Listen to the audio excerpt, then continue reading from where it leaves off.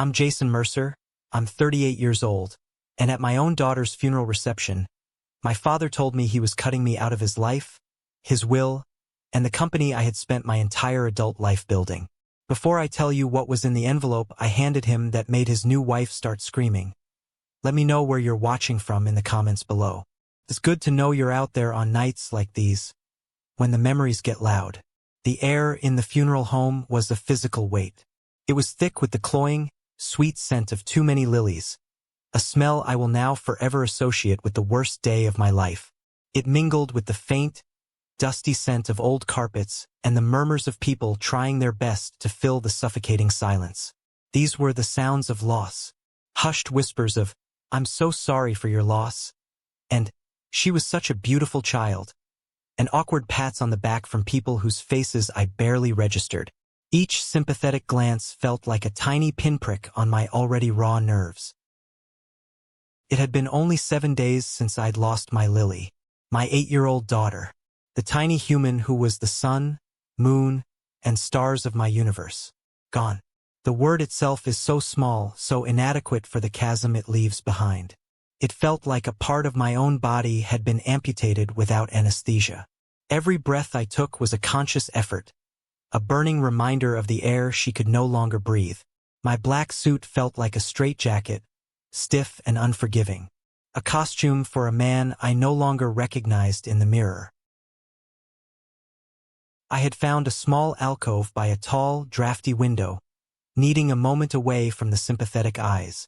I was watching the bleak, gray afternoon sky weep a cold drizzle onto the pavement below when I saw their reflection in the glass. My father, Harold, was approaching. He wasn't alone. Like a king with his court, he was flanked by his wife of 15 years, Vivian, and our longest family friends, or so I had naively believed, Tom and Margaret Sinclair. I'd built sandcastles with Tom's son. Margaret had been at my own mother's funeral. I turned, bracing myself. My heart, a dull, aching stone in my chest, foolishly expected a moment of connection. A comforting hand on my shoulder. A quiet, "How are you holding up, son?" The kind of thing a father is supposed to do. That's not what I got. Harold stopped a few feet away, his posture rigid, his face a mask of grim determination. He looked like he was about to chair a hostile board meeting, not comfort his grieving son. "Jason," he began, his voice low but with an edge that cut through the murmurs in the room. Nearby conversations faltered. A ripple of awareness spread outwards. This was a performance. Vivian and I have come to a decision. After careful consideration, and for the good of the company, we're making a structural change. We're removing you from your position as COO. And to make the separation clean, we're officially cutting you off. The floor seemed to drop out from under me. The background noise of the room faded to a dull roar. He had just pronounced a corporate death sentence on me in the middle of my daughter's memorial. My eyes flickered to the side, and I saw it. Undeniable. A small, smug, triumphant smirk playing on Vivian's perfectly lipsticked mouth. Her eyes glinted with victory. Tom and Margaret suddenly found the pattern of the carpet intensely fascinating. Their heads bowed in complicity. They knew. Of course, they knew. This was the grand finale of a play they had all been rehearsing. For one terrifying second, a white-hot rage I had never experienced in my 38 years threatened to erupt. I could feel the blood pounding in my temples. My hand, shoved deep in my trouser pocket, balled into a fist so tight my knuckles burned, the nails digging into my palm. But then, as clear as day, an image of Lily, her face lit up with laughter on the swing set last summer, flashed in my mind. She deserved dignity. She deserved peace. She deserved better than her father causing a scene at her own memorial. I took a slow, deliberate breath, willing the rage down, packing it into a cold, hard ball in the pit of my stomach. I pulled my hand from my pocket, consciously uncurling my fingers one by one. I met my father's gaze. "I see," I said, my voice eerily calm, devoid of the emotion that was screaming inside me. "Thank you for your candor." His brow furrowed. This was not the broken, weeping mess he'd anticipated. This was not in his script. I reached into the inside pocket of my suit jacket, my movements measured, and pulled out a crisp, cream-colored business envelope. I took a step forward, closing the space between us, and placed it gently in his hand. His fingers flinched slightly at the contact. "In that case," I said, my voice barely above a whisper, "I believe this now belongs to you." Without waiting for a reply, without another glance at any of them, I turned my back on my entire life as I knew it. On my father, on the woman who had replaced my mother, on the friends who had betrayed me. I walked out of that suffocating room, my daughter's memory the only thing keeping my spine straight. I left them standing there, bewildered and holding the ticking time bomb that would obliterate their world. They just didn't know it yet. The drive from the funeral home was a silent, gray film reel. The city slid past my car windows, a world of people living their ordinary lives, completely oblivious to the fact that mine had just ended. Twice. Once in a horrific flash of twisted metal and breaking glass, and again in a quiet, carpeted room that smelled of lilies. I remember driving this same route with Lily in her car seat just weeks ago, her small voice piping up from the back. "Are we there yet, Daddy?" Now, the silence she left behind was a deafening roar. Couldn't go home. The thought of walking into that house, our house, was physically nauseating. The silence there would be different. It would be filled with the ghosts of laughter, of bedtime stories, of tiny footsteps running down the hall. So, I drove to the one place that felt like a sanctuary, Aunt Maria's. She was my late mother's younger sister, a small woman with my mother's warm, kind eyes but a core of tempered steel. She opened the door before I even raised my hand to knock, as if she'd been waiting. She didn't say a word. She just pulled me into a fierce, grounding hug that said everything. Said, "I'm here. I've got you. You're not alone." For the first time in 7 days, I felt a single, fragile anchor in the storm that was my life. She led me into her quiet, cozy living room, the one with the worn floral sofa and the mantelpiece crowded with photos of a life well lived. She made me a cup of tea, strong and sweet, the way my mother used to. She sat with me, not with the prying questions or useless platitudes of others, but in a comfortable, shared silence.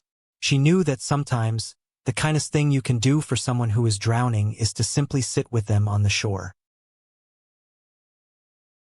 The days that followed were a blur of existence without living.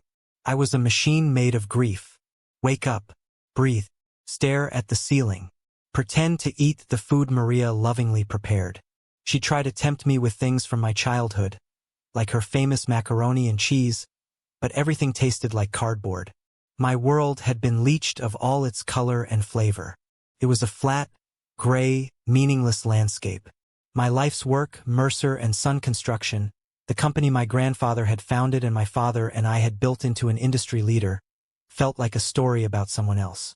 Then, one night, unable to sleep, I found myself thinking about a promise I'd made to Lily just a few months before the accident. We were on a weekend hike, standing on a ridge overlooking the city skyline. The new Mercer Tower, our flagship project, was the tallest building in view. I'd scooped her into my arms, her small body light and warm against my chest. "See that big building, sweetie?" I said, pointing. "The one that looks like it's touching the clouds?"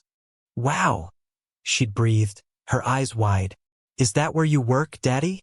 "It is. And one day, right on the very top of it, I'm going to build a beautiful garden. With your favorite daisies and a big swing set. We'll have picnics up there. Just you and me. We'll call it Lily's Garden." She had squealed with pure, unadulterated joy, a sound that was the purest music I had ever known. She'd wrapped her small arms tight around my neck. "A garden in the sky, Daddy?" She'd whispered in my ear, her breath warm. "Just for me." "Just for you," I had promised, my heart swelling. That promise, that memory, was the only thing that felt real in the suffocating fog of grief. It was an anchor, and, ironically, it was the thing that led me to the truth. About a week after the funeral, I hit a wall. I couldn't just sit there anymore. The grief was an active, malevolent thing, and if I stayed still, it would consume me. I needed a distraction. I needed a problem to solve. I needed to feel competent at something, anything, when my entire life had proven I was incompetent at the one thing that mattered, keeping my daughter safe. So I asked Maria if I could set up my work laptop in her spare room. She agreed without question. I just wanted to lose myself in the familiar, logical world of spreadsheets and financial reports. It was a form of self-medication. For hours, I clicked and scrolled, my eyes glazing over the columns of figures. It was just muscle memory, a task so familiar it required no real thought. Then I saw it. I was in the quarterly expense reports, a document I could recite in my sleep. But there was a line item that was wrong. It was like a single sour note in a perfectly tuned symphony. A consulting fee for $50,000. Paid out to a firm called C² Strategic Solutions. It wasn't the amount. We dealt with 7-figure invoices daily. It was the name. It sounded like something a college freshman would dream up for a business class project. And the invoice was approved with a single signature, Harold Mercer. The notes section just said, "Per my authorization." It had bypassed the normal, rigorous multi-step approval process that I had personally designed. As Chief Operating Officer, a payment like that, to a new vendor no less, should have been flagged for my review. It never was. A small, cold knot of unease formed in my stomach. This was sloppy. And my father was never sloppy. On a whim, I opened a web browser and did a quick search for C² Strategic Solutions. The results were sparse. A bare-bones website with stock photos and meaningless corporate jargon. A company registration filed just 6 months prior. The address was a P.O. box in a neighboring state. And the listed principal director? Caleb Evans. Caleb, my 25-year-old stepbrother. Vivian's golden child. A kid whose only real-world experience was in DJing at college parties and racking up debt. What could he possibly consult on that was worth $50,000? The cold knot in my stomach tightened into a block of ice. This wasn't just sloppy. This was suspicious. That night, after Maria had gone to bed, I went back to work. But this time, it wasn't a distraction. It was a hunt. Using my administrative credentials, I began to quietly pull files from the company's main server. I felt a strange sense of detachment, like I was an outside investigator, not the man whose life was at the center of this. I started a new search query. All payments over $10,000 authorized solely by Harold Mercer in the past 18 months. The list that populated on my screen made my breath catch in my throat. The $50,000 payment to Caleb wasn't an anomaly. It was part of a pattern. There were dozens of them. Payments to newly formed LLCs with bland, generic names like Logistical Synergies or Market Insight Group. All registered recently. All with P.O. Box addresses. Payments for feasibility studies on projects we'd never considered. Geotechnical surveys for land we didn't own. Millions of dollars vanishing into a web of phantom companies. Each transaction was a thread, and as I started pulling on them, a horrifying tapestry of deceit began to emerge. They were bleeding the company dry, systematically, patiently, and arrogantly. My hands were shaking as I dug deeper. I felt like an archaeologist uncovering a cursed tomb. Buried deep in the server, in a folder mislabeled Archived Catering Menus, I found it. A second set of books. A shadow ledger. It was a detailed accounting of every dollar siphoned from Mercer & Son, and where it was going. It was all being funneled into a new holding company, one I'd never heard of. The name of that company stared back at me from the screen. A final, brutal confirmation. Mercer Evans Legacy Group. Evans. Vivian's maiden name. Caleb's last name. They weren't just stealing from the company. They were stealing the company itself. They were building a new dynasty. One that had no place for me, for my mother's memory, or for the son in Mercer & Son. The final, most poisonous discovery came when I took a drastic step. I used a password recovery tool I'd installed on our system years ago for emergencies to access Vivian's corporate email account. I told myself I was looking for more financial data, but I knew I was looking for the why. I found it. I found the years-long campaign of psychological warfare she had waged against me. There were emails to the Sinclairs, our supposed friends. Long, syrupy messages dripping with false concern. Tom, darling, one read, I'm so terribly worried about Jason. Harold is beside himself. Jason missed the pre-bid meeting for the airport expansion yesterday. He said he had a family appointment, but this is the third deadline he's missed this quarter. Harold is covering for him, of course, but the stress is getting to be too much. Could you perhaps keep an eye on things from your end? We have to protect the company. I felt the blood drain from my face. The family appointment she mentioned was Lily's final checkup with the oncologist, the one where we got the all clear, the one I had told Vivian about. She had taken that moment of paternal relief and twisted it into a weapon against me. Tom Sinclair's reply was worse. Of course, Vivian. Happy to help. I'll mention to Harold that we're seeing some slippage on the supply chain side. Best to nip these things in the bud. They were her spies, her co-conspirators. They were feeding my father a carefully curated stream of my failures, while Vivian played the part of the devoted, worried wife, all while sharpening her knife. I sat there in the dark of Maria's spare room, the glow of the laptop screen illuminating the stack of documents I had printed out. The grief for Lily was a raw, gaping wound in my soul, but now it was surrounded by something else. Pure, cold, clarifying rage. They hadn't just stolen money. They had stolen my reputation. They had stolen my relationship with my father. They had used my love for my daughter as a tool to orchestrate my downfall. And they had used her death as their grand opportunity. They thought I would be too broken to notice, let alone fight back. They had underestimated me. The block of ice in my stomach wasn't just cold anymore. It was sharp. It was a weapon. And I knew exactly who to call to help me wield it. I picked up my phone, my hand as steady as a surgeon's, and dialed. David, I said when he answered. It's Jason Mercer. I need your help. I think my father and his wife are trying to steal my company. And I have a mountain of proof.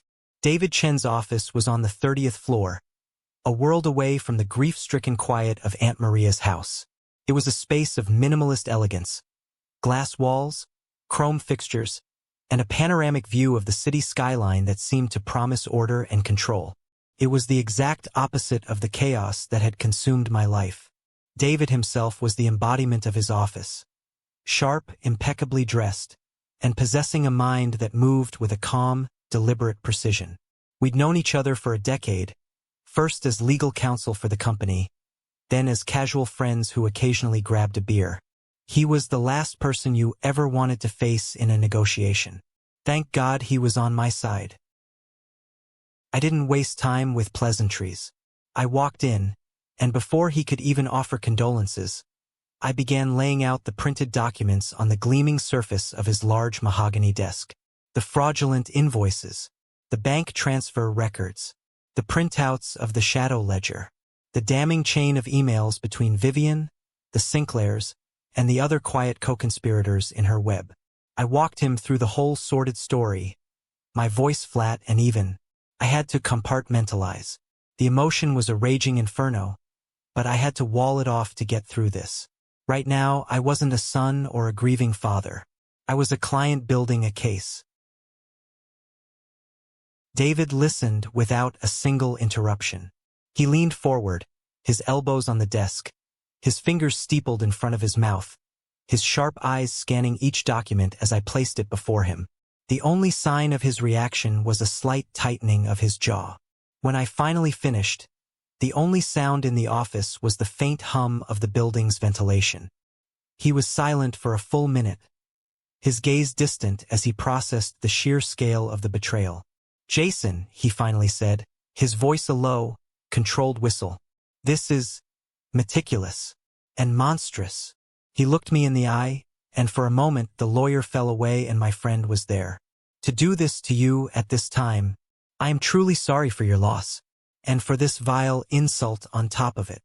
I don't need sympathy, David, I said, my voice coming out harder than I intended. I need a weapon. They think I'm a mess. They think I'm down for the count. They are planning to deliver the knockout blow any day now and hand my entire life's work to her worthless son. What can we do? David leaned back in his leather chair, a thoughtful, dangerous glint in his eye. Ordinarily, he began, thinking aloud, this would be a brutal, protracted war. A corporate divorce played out in public.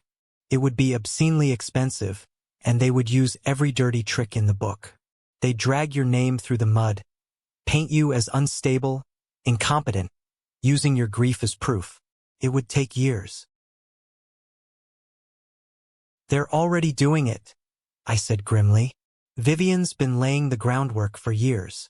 Precisely, he said, nodding slowly. But they are arrogant.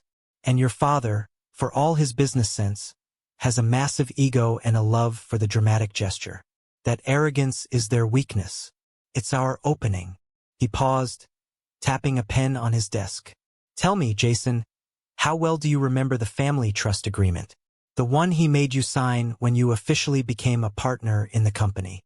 The question hung in the air. I had to reach back through 20 years of memories. I was 22, just out of business school, buzzing with ambition. My father had summoned me to his big, imposing office, the one that always smelled of leather and cigar smoke. He had presented me with a thick, leather-bound document with a flourish. Most of it was dense legalese, but he had insisted on walking me through one section himself. He was incredibly proud of it. And then, like a key turning in a long-forgotten lock, the memory opened up, vivid and complete. I was back in that office, a younger, more naive version of myself. My father was standing by the window, a cigar in one hand, the document in the other. He was pointing a thick finger at a specific paragraph, his voice booming with satisfaction. This Jason, he declared, his chest puffed out like a proud peacock. This right here is the heart of it all. I call it the loyalty clause. I had my lawyers at Sterling and Finch draft it special. Took them 6 months. He'd taken a puff of his cigar. I saw what happened to old man Wilson over at Wilson Steel. He dies, and his little gold-digging second wife brings in her 2 useless sons from a previous marriage, and they run a 100-year-old company into the ground in 5 years. Not us. Not Mercer and Son. This clause protects the bloodline, my boy. It ensures no one, and I mean no one, can ever betray the Mercer name or the business we built from the ground up. I remembered him reading it aloud, savoring each word. It stipulated in ironclad language that any partner who took deliberate, overt action to cause material harm to the company, or to unjustly and publicly remove another founding partner from their rightful position, would be in material breach of the entire trust agreement. It was a corporate suicide pill, and the penalty for swallowing it was absolute. The immediate and automatic forfeiture of their entire controlling interest. All shares, all assets, all voting rights would be automatically and irrevocably transferred to the wronged partner. He had designed it to protect me from a hypothetical evil stepmother. The irony was so thick, so profoundly bitter, it was almost laughable. He never, in his wildest, most paranoid dreams, imagined that his own beautiful, charming second wife would be that very stepmother. He never imagined he would be the one to pull the trigger. I snapped back to the present, my eyes wide as I stared at David. The loyalty clause, I whispered, the words feeling foreign and powerful on my tongue. A slow, cold smile spread across David's face. It was not a friendly smile. It was the smile of a grandmaster who sees his opponent is about to walk into a checkmate he himself set up 20 moves ago. Checkmate, David said softly, echoing my thoughts. He built the perfect cage, and he and Vivian are about to skip right into it and lock the door behind them. So what's the plan? I asked, a surge of pure, cold adrenaline cutting through the fog of my grief. For the first time in what felt like an eternity, I felt the stirrings of a fight. I felt alive. The plan is beautiful in its simplicity, David said, leaning forward, his eyes alight with strategic fire. We do nothing. We let them make their move, and they will make a public one. I'd bet my partnership on it. They want to humiliate you. They want a clear, undeniable victory. They're going to fire you, and they're going to make sure people know it. And that public act, Jason, will be their signed, sealed, and delivered confession. It will be the trigger for the clause. It's the point of no return. He laid out the strategy. We wouldn't send a cease and desist letter. We wouldn't make a threatening phone call. We would let them believe they had gotten away with it. We would let them climb to the very peak of their arrogant triumph. In the meantime, David and his team would work in secret, preparing a formidable legal filing for an emergency injunction. The filing would cite the trust agreement and the loyalty clause, and it would be backed by the mountain of damning financial evidence I had painstakingly uncovered. The moment they pull the trigger, David explained, his voice low and intense, we file. We don't give them a single second to react, to move the money to an offshore account, to start shredding evidence. We strike when they are celebrating their victory. We will use their own arrogance, their own love of theater, as the very weapon that brings them down. The next few days were a blur of focused activity. David's team of young, hungry lawyers worked around the clock, drafting the legal documents, cross-referencing my evidence, and building a case that was not just strong, but utterly airtight. I spent my days at Maria's, keeping up the facade. I answered the endless condolence calls, my voice quiet and broken. I thanked people for the casseroles and the flower arrangements. I was playing the part they had cast for me, the grieving son, too shattered to be a threat. The day before the funeral, I made a call I had been debating. It was to my half-brother, Michael. He was 19, Vivian's younger son, a sensitive, artistic kid who had always existed on the periphery of the family drama. He was a good kid who had the bad luck of having a mother like Vivian. "Hey, Mike," I said when he answered, his voice small. "Jason. Hey, man, I am so sorry about Lily," he said, and his voice cracked with genuine emotion. He had loved his little niece. That genuineness was a stark contrast to the rehearsed sympathies of his mother. "Thanks, kid. I appreciate you saying that," I said. I wrestled with whether to warn him, but I couldn't. I couldn't put him in the middle of this. All I could do was offer a small lifeline. "Listen, things might get weird in the next few days. Complicated. I just wanted you to know, whatever happens, it has nothing to do with you. You're my brother. Always." "Weird how?" he asked, a thread of worry in his voice. "Just look after yourself. And know that I've always got your back, no matter what," I said, and then I ended the call. It felt like a small but necessary act, a way of drawing a circle around the one piece of my family that Vivian hadn't managed to completely poison. By the morning of the funeral, the stage was set. The legal filing was a work of art, a formidable document nearly 200 pages long. It was a declaration of war, disguised as a legal petition. David had arranged for a court courier to be on standby, waiting for the signal. My instructions from David were precise. Let them complete the act. The breach of trust had to be absolute and public. I stood in front of the mirror, knotting my black tie. The man looking back at me was a stranger. There were dark, cavernous circles under his eyes, and new lines of grief were etched around his mouth like cracks in a stone facade. But his eyes held a glint that had not been there a week ago. It was the cold, hard light of purpose. They thought they were walking into a funeral home to put the final nail in my coffin. They had no idea they were also walking into a courtroom where they were the defendants, and I was the judge, jury, and executioner. The morning of Lily's memorial service was an exercise in living a double life.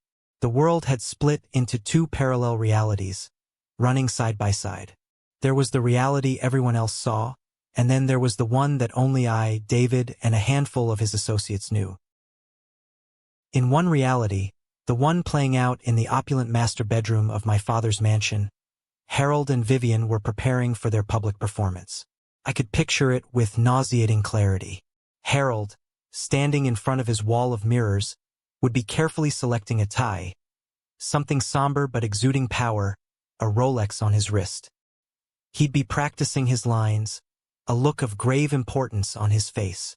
Vivian would be at her gilded vanity table, applying her makeup with the steady hand of a surgeon, crafting a mask of gentle, compassionate sorrow for the world. I could practically hear their self-congratulatory whispers as they finalized their plan. "Are you absolutely certain about doing this today, Harold?" Vivian would murmur, her voice dripping with feigned concern as she blotted her lipstick. "It feels so brutal. On the day of his daughter's service." My father's reply would be firm, full of the self-righteous justification he was so good at. "It's the only way, Viv. It has to be a clean break. He's too emotional to see it clearly now, but we are doing this to protect the company. We're protecting his own legacy, really. He's not fit to run things. One day, he might even thank us for making the hard decision he couldn't." They would share a look of mutual understanding, of shared purpose. They were the adults in the room, the responsible ones, making the tough but necessary decisions, while I, their broken son, was too lost in a haze of grief to be trusted. Their path to total, unassailable control of the Mercer Evans legacy group was clear. Today was not a day of mourning for them. It was a day of coronation. In the other reality, my reality, I was sitting in a quiet, anonymous coffee shop a few blocks from Aunt Maria's house.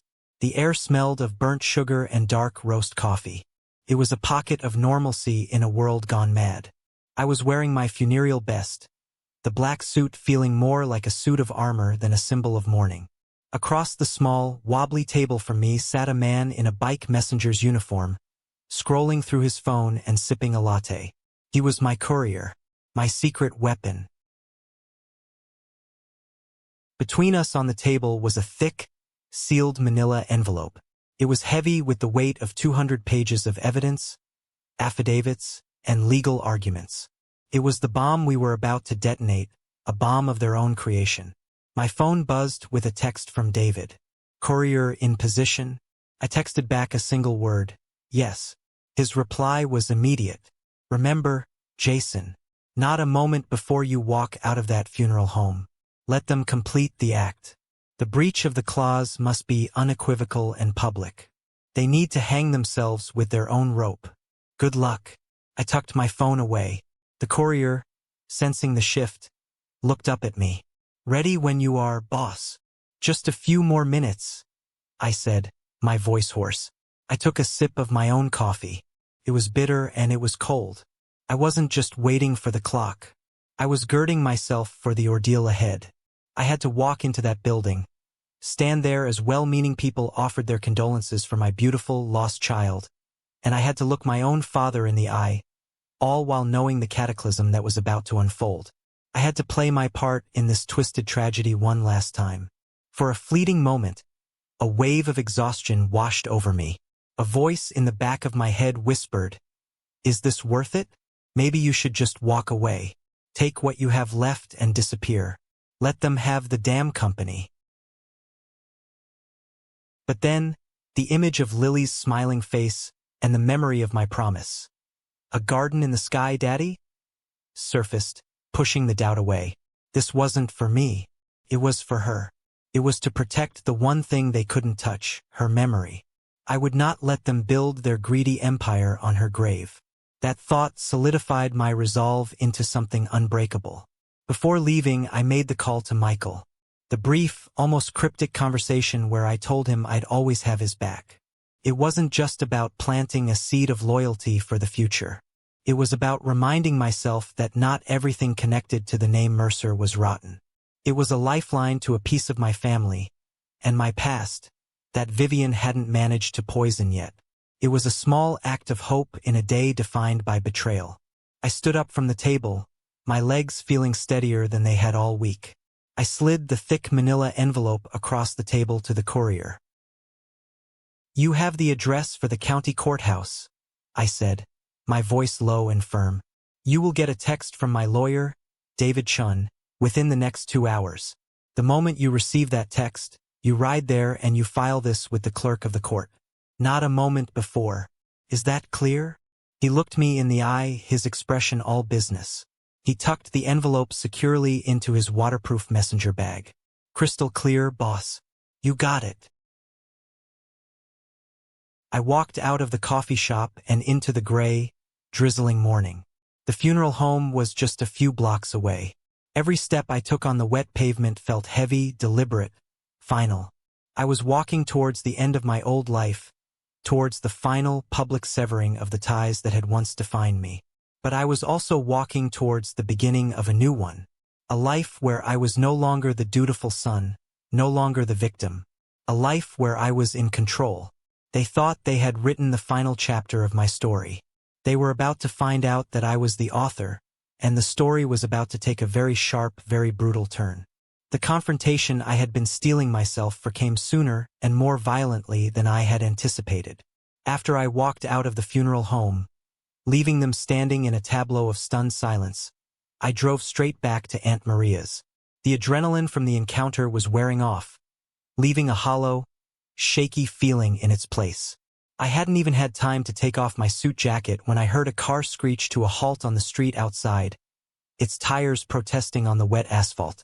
A pair of powerful headlights swept across the living room window, momentarily blinding me. Maria, who had been sitting quietly reading a book, looked up at me, her face etched with a deep and immediate worry. Jason. It's them, I said, my voice flat, devoid of surprise. It's okay, Aunt Maria. Stay here. I'll handle this. The doorbell didn't just ring. It was assaulted. A series of sharp, angry, insistent jabs, as if trying to punch a hole through the door. I took a deep, centering breath and opened it. My father stood on the porch, his face a blotchy, apoplectic shade of purple. He looked like he was about to have a stroke. Behind him, Vivian stood rigid, her mask of sorrow completely gone, replaced by a pinched, furious expression that made her face look like a withered apple. She was clutching the cream-colored envelope in her hand as if it were a venomous snake she was about to throw at me. What is the meaning of this? Harold bellowed, his voice echoing in the quiet suburban street. He didn't wait for an invitation, pushing past me into the entryway. He completely ignored Aunt Maria, his late wife's sister, who was now standing in her own living room, looking horrified. To him, she was just part of the furniture. There's no game, Dad, I said, closing the door quietly behind them, shutting out the rest of the world. Don't you dad me, he roared, his voice shaking with rage. You stand there, in front of my friends, my business partners, and you humiliate me with your silence. And then you hand me this thing. He snatched the envelope from Vivian's white-knuckled grip and shook it in my face. What's in it, Jason? A pathetic resignation letter? A threat? What is it? Vivian finally found her voice. It was a venomous hiss, sharp and dangerous. We were trying to be kind, Jason. We gave you a dignified exit from a job you were no longer capable of doing. And you repay that kindness with this theatrical stunt? At your own daughter's funeral, of all places. The mention of Lily's name was a calculated cruelty, designed to wound me, to throw me off balance. And it worked. The cold, hard ball of rage in my stomach ignited. The dam of my composure, so carefully constructed, cracked. A tremor of pure, unadulterated fury went through me, but I held it in check. I would not give them the satisfaction of a screaming match. I would not let them see me lose control. I would give them something far worse. I would give them the cold, methodical dismantling of their entire world. Please, I said, my voice dangerously quiet, cutting through their anger like a shard of ice. I gestured towards the floral sofas in the living room. Sit down. I'm not sitting down, Harold shouted, jabbing a finger at my chest. I want answers, and I want them now. Sit down, I repeated, and this time there was a hard, command quality to my voice, a tone he hadn't heard from me since I was a teenager. It made him pause. He stared at me, really stared at me, and for a split second, I saw raw confusion in his eyes. He was seeing a stranger, not the dutiful son he thought he could control. Grumbling, he stomped over to the sofa and perched on the edge, practically vibrating with pent-up fury. Vivian sat beside him, ramrod straight, her purse clutched in her lap like a shield. I remained standing. It was a small thing, but it was important. I wanted them to have to look up at me. "You asked what's in the envelope," I began, my voice even and measured. "It's not a threat. It's not a resignation. It is, as I said, a notification, a courtesy, just like the one you so gracefully gave me an hour ago." I paused, letting the silence stretch. That envelope contains a copy of a 212-page legal filing. That filing was submitted electronically to the county courthouse clerk's office at exactly 8:15 this morning. It is a petition for an emergency injunction against you, Harold Mercer, and by extension your wife, and any and all acting agents or newly formed corporate entities under your control. The color drained from Vivian's face. Harold just looked baffled, like I was speaking a foreign language. "Injunction? What are you talking about? On what grounds? You have no grounds.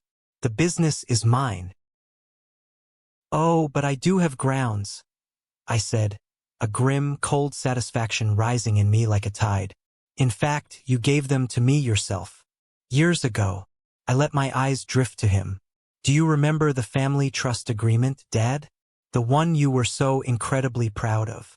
The one with that very special clause you had Sterling and Finch draft to protect the bloodline?" Harold's mouth opened, then snapped shut. He remembered. Oh God, he remembered. I could see the dawning horror in his eyes as the gears in his mind began to turn, grinding against a reality he had never contemplated. "It's called the loyalty clause," I continued, pressing my advantage, my voice dropping lower, each word chosen to be a hammer blow. "And its language is ironclad. It is very, very specific. It states that any partner who takes deliberate, overt, and public action to cause material harm to the company, or to unjustly remove another founding partner from their rightful position, is in material breach of the entire trust." I let that hang in the air. The only sound in the room was the steady, rhythmic ticking of the old grandfather clock in the hall, counting down the seconds of their old life. "And the penalty for that breach," I said, my voice now a near whisper, "is immediate. It's absolute. It is the automatic forfeiture of that partner's entire controlling interest in the trust. All shares, all voting rights, all assets tied to the trust are transferred by the very terms of the document you created to the wrong party, effective the moment the breach occurs." Vivian let out a small, strangled gasp. "He's lying," she hissed at Harold. "That's not possible. That can't be legal." "It's not only possible, Vivian, it's already done," I said, turning my cold gaze on her. Her smugness was a distant memory, replaced by a sickly, pale panic. "You see, for the clause to be triggered, the act of betrayal, the breach, had to be undeniable.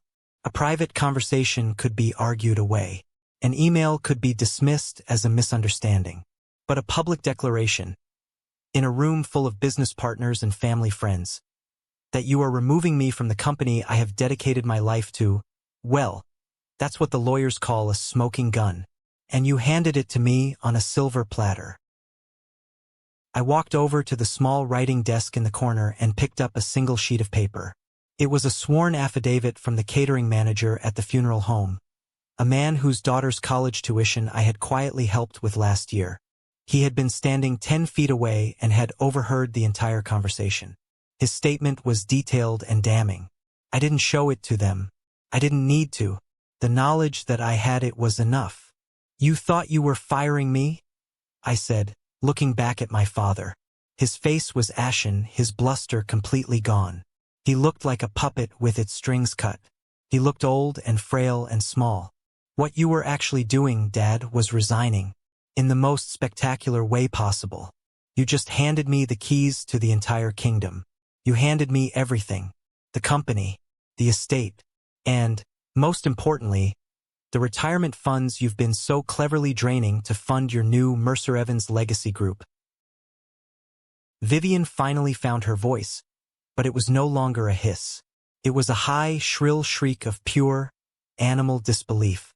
No, the money, the accounts, the holding company. What about them? I asked coolly. The injunction, which is likely being signed by a judge as we speak, freezes everything. Every account, every asset, every shell company, every dollar you've siphoned is now locked down tighter than a drum, pending a full forensic audit. An audit which I, as the new majority stakeholder, now have the sole controlling authority to authorize. The full, catastrophic weight of it finally landed on them. This wasn't a negotiation. It wasn't a fight they could win. It was an annihilation, a corporate coup, planned and executed with surgical precision, right under their arrogant noses. Their meticulous, years-long conspiracy had been completely undone in a single morning by a legal tripwire my own father had set for himself. Harold just sat there, deflated, his mouth opening and closing like a fish gasping for air. But Vivian completely unraveled. "You can't do this!" she screamed, lunging to her feet, her face a twisted mask of hate and raw desperation.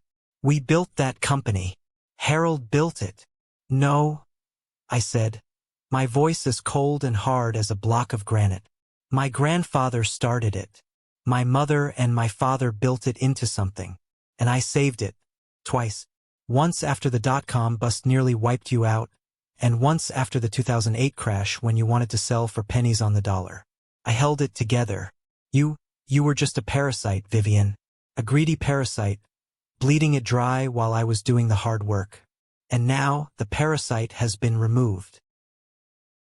She stared at me, her chest heaving, her face a grotesque collage of fury and disbelief. And then she started screaming. It wasn't a word, just a raw, guttural sound of pure, thwarted rage. It was the sound of her entire world, her meticulously constructed future, crumbling to dust around her. And in that moment, it was the most profoundly satisfying sound I had ever heard in my entire life. The hearing for the emergency injunction was scheduled for the following Tuesday. The week leading up to it was the longest of my life. David had prepared me. This wasn't going to be a dramatic, movie-style trial. It was a preliminary hearing, a formal, procedural step in a sterile, impersonal courtroom. Our goal wasn't to win the entire war in one day. It was to win the first, most critical battle.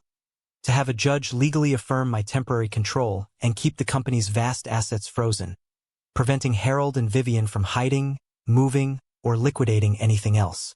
I walked into that courtroom feeling a strange, hollowed-out sense of calm. My real fight, the emotional one, had already been won in Aunt Maria's living room. This was just the paperwork. This was the official stamping of their defeat. Harold and Vivian were already there, huddled with their lawyer at the defendant's table. They looked like they had been put through a ringer. Harold seemed to have aged a decade in a single week. His expensive suit, usually so impeccable, hung on his shrunken frame, and his eyes, when they briefly met mine, were hollow and defeated. Vivian was a different story. Her initial panic and rage had hardened into a brittle, simmering fury. She sat ramrod straight, her face caked with makeup that couldn't quite hide the dark circles beneath her eyes.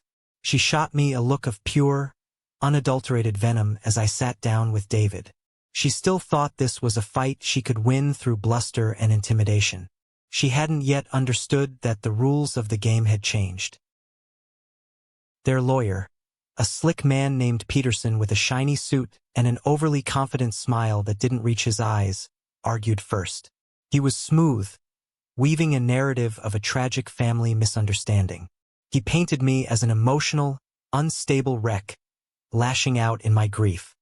He claimed my father's actions, while perhaps ill-timed, were well-intentioned efforts to protect the family business from a son who was, understandably, not in his right mind. He argued that the loyalty clause was an archaic and unenforceable piece of legal boilerplate, a relic of a bygone era that had no place in modern corporate law. He was trying to make it sound like a messy family squabble that had unfortunately spilled into the courtroom. Then it was David's turn. He stood up, and the entire atmosphere of the room shifted. He didn't raise his voice. He didn't use dramatic language.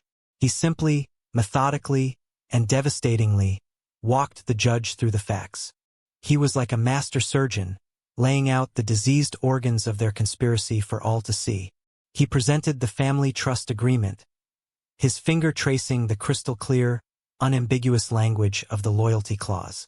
He presented the financial records, using a projector to display the flowcharts his team had created, showing millions of dollars moving from Mercer and Son into the web of shell companies controlled by Vivian's son. He presented the sworn affidavits from a half-dozen employees, business partners, and even the catering manager from the funeral home, all of whom had witnessed my father's public declaration. He laid out a timeline of deception and betrayal that was so clear, so linear, so utterly undeniable, that the courtroom fell silent. Peterson's narrative of a family misunderstanding evaporated like mist in the face of the cold, hard data.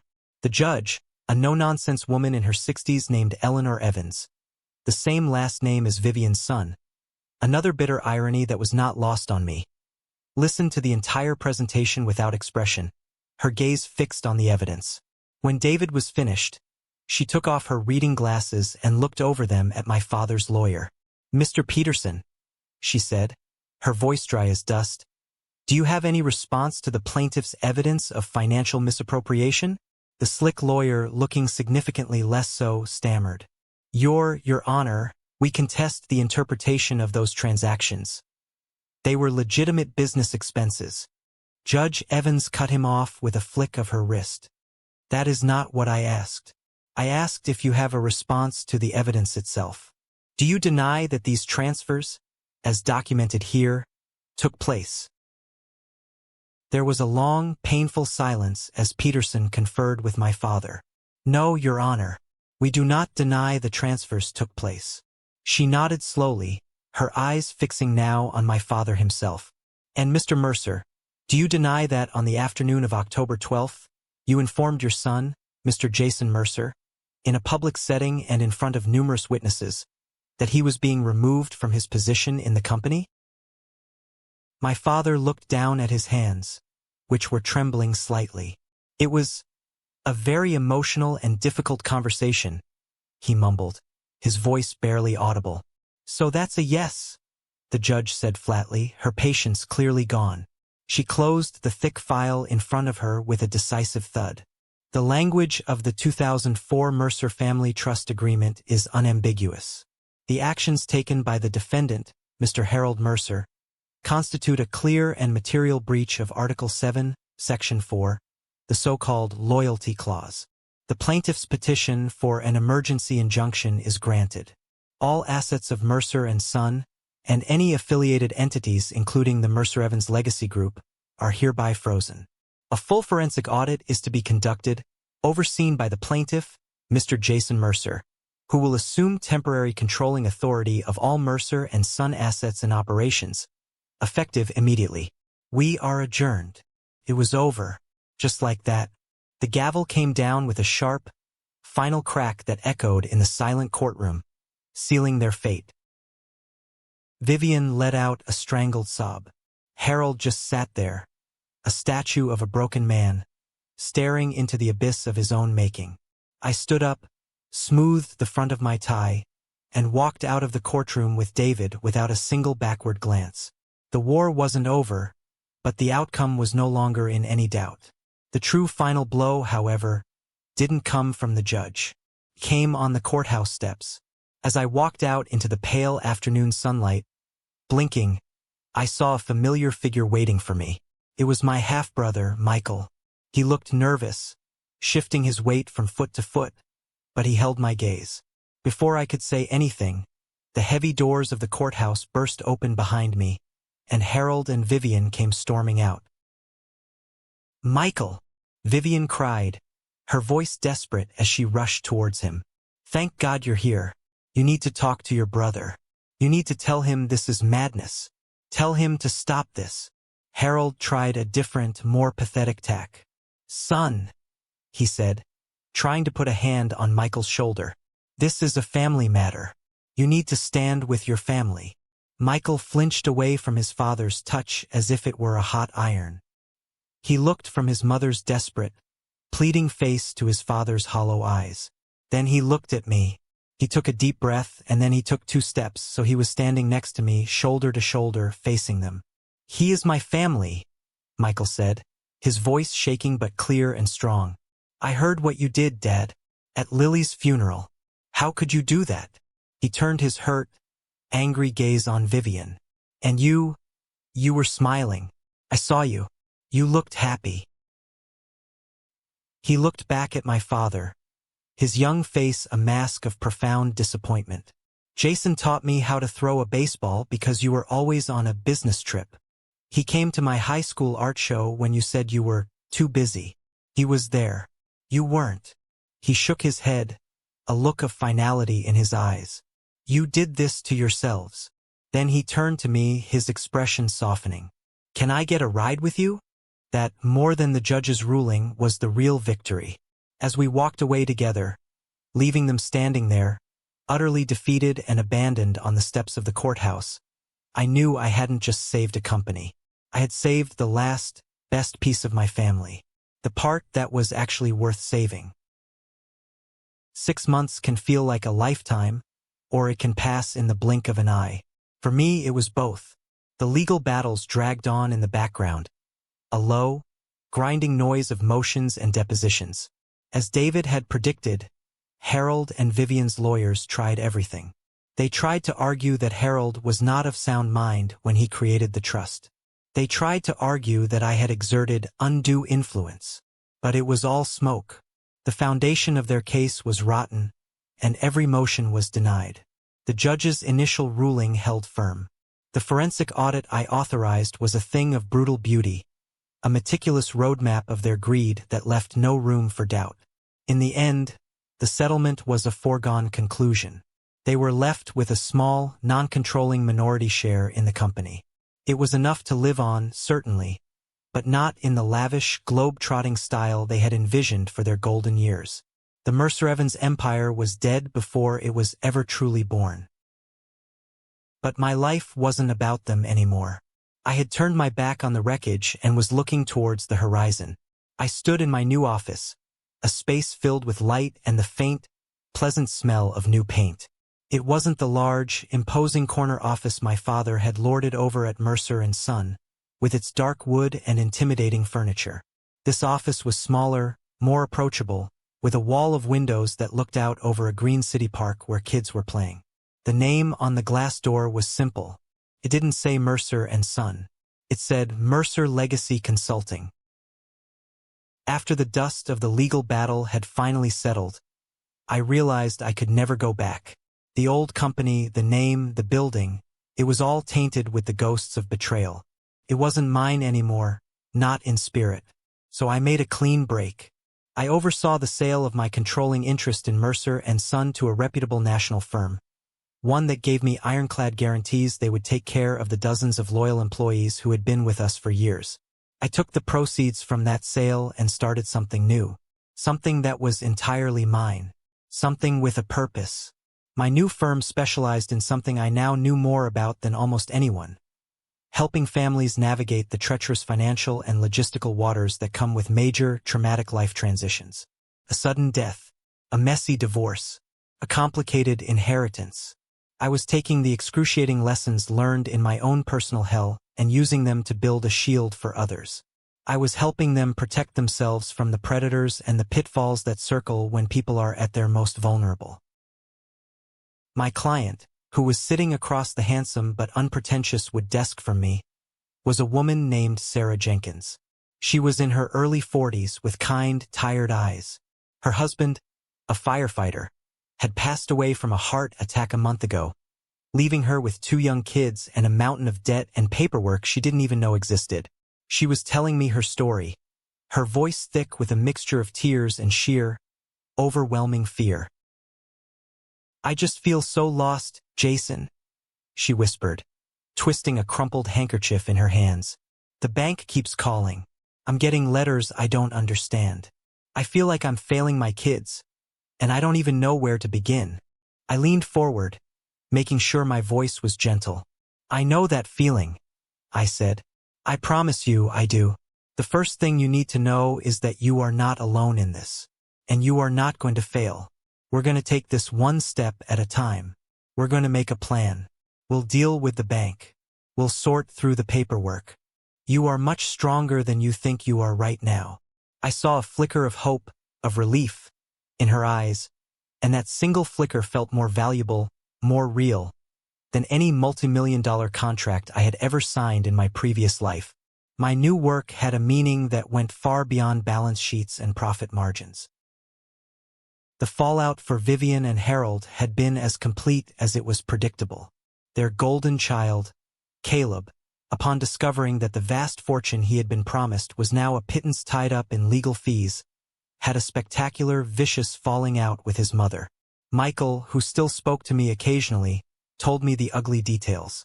There was a screaming match in their half-empty mansion, which was being sold to cover legal costs.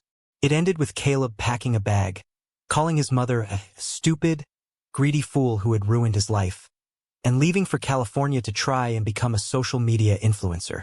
Her other children, who had been circling like vultures waiting for a payday, quietly and quickly vanished back into the woodwork when they realized there was no carcass left to pick over. Vivian's true punishment wasn't financial. It was social. It was the death of her status. I saw her once, months later. I was sitting in my car at a red light, and she was sitting alone at an outdoor table at a chic cafe she used to frequent. She looked smaller, her expensive clothes somehow looking cheap and desperate on her. A couple we'd all known for years, the Hamiltons, walked by on the sidewalk.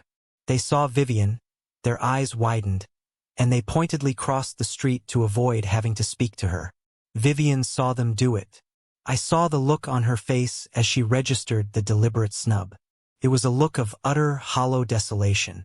She had lost the only thing she ever truly cared about, her audience. Harold was a different story, a different kind of tragedy. One afternoon, he showed up at my new office, unannounced.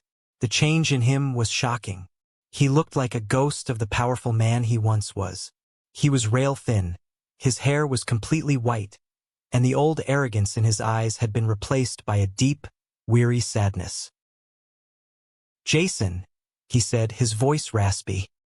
He stood awkwardly in the doorway of my office, holding a worn fedora in his hands. "Your receptionist said you were free. Can I have a moment?" I led him to the small, sunlit meeting room. We sat in a heavy silence for a long time, the sounds of the city park filtering in through the window. "I came here to apologize," he finally said, his voice cracking. He didn't look at me, he looked at his hands. "But I know that word is useless between us now. So, I came to explain." He took a ragged breath. "It was Vivian. It was always Vivian. From the beginning. I was just too proud and too stupid to see it." He finally looked up at me, his eyes filled with a lifetime of regret. "She was jealous of your mother, Jason. Poisonously jealous. She hated that this company, our name, had so much of your mother's spirit in it. She hated that you were so much like her. So smart, so capable, so good."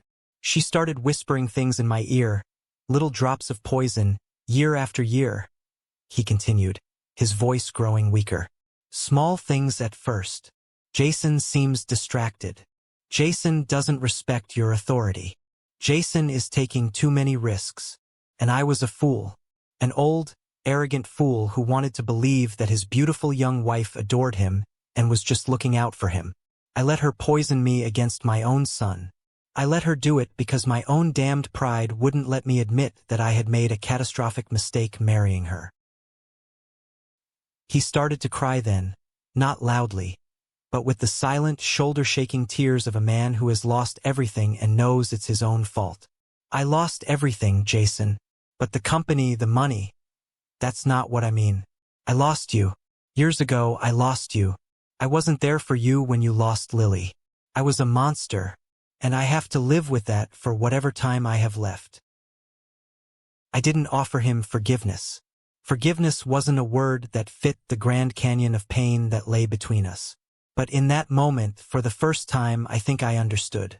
It wasn't just a story of greed. It was a more common, more human tragedy. A story of ego, of jealousy, of profound weakness. "Go home, Dad," I said, my voice softer than I expected it to be. There was nothing else to say. He nodded, wiped his eyes with the back of his hand, and shuffled out of my office. I never saw him again. He passed away from a massive heart attack 3 months later. I learned from Michael that in his final will, he had left his remaining shares not to Vivian, but to a trust fund for Michael's art school education. It was the last, and perhaps the only truly decent thing he had done in years. Today, I'm standing on the rooftop of the old Mercer Tower. The new owners, a national firm with a surprising amount of decency, were kind enough to not only honor my original request but to see the project through to completion. The air up here is different. It's clean and cool, high above the frantic energy of the city below. You can hear the wind, but the noise of the traffic is just a faint, distant hum. It's peaceful, and it's not a bare, concrete roof anymore. It's a garden. It's more beautiful than I ever imagined it could be. There are raised flower beds crafted from warm cedar wood, overflowing with bright, cheerful daisies, purple coneflowers, and, of course, elegant white lilies, her namesake. There's a small, sturdy swing set in the corner, its chains glinting in the afternoon sun. In the very center of the garden, there's a simple, low bench facing east, towards the sunrise. And set in the stone walkway in front of it is a simple bronze plaque, already starting to gain a nice patina. It reads, "Lily's Garden, in loving memory of a bright light who made the world a brighter place." I'm holding the final project sign-off papers in my hand, the paper crinkling in the gentle breeze. The garden is finished. The promise is kept. For a long time after that day in court, I thought justice was about punishment. It was about retribution, about watching those who had wronged you fall from their pedestals and break upon the ground.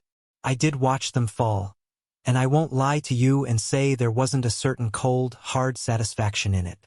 There was, but it was a hollow victory, a fleeting, empty feeling. It didn't bring Lily back. It didn't heal the wound in my soul. The real victory, the real justice, I've come to learn, wasn't about tearing something down. It was about building something new in its place. Losing Lily almost destroyed me.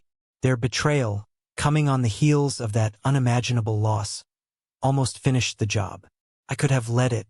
It would have been easy to drown in the grief and the anger, to let the bitterness consume me and turn me into a ghost. But every time I felt myself slipping under, I would think of her laugh, that pure, bubbling sound of joy. I would think of her boundless, uncomplicated love. And I knew, with a certainty that went deeper than bone, that the best way to honor her memory wasn't to dwell in the darkness they had created, but to build something beautiful in the light. Mercer Legacy Consulting is more than just a business to me. It's my mission. It's my penance and my purpose.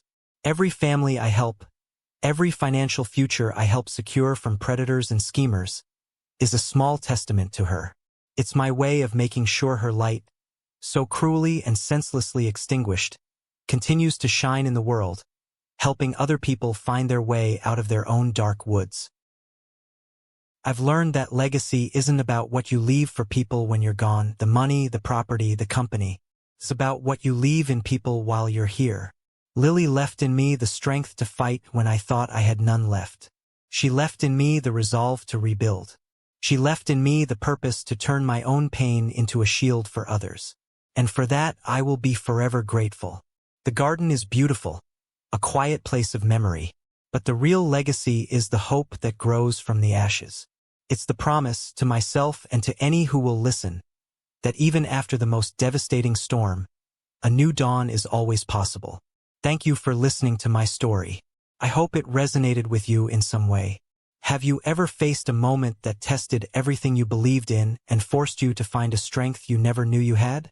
Share your story in the comments below. I read them all. And please, don't forget to like this video and subscribe so you don't miss what's next. Take care of yourselves.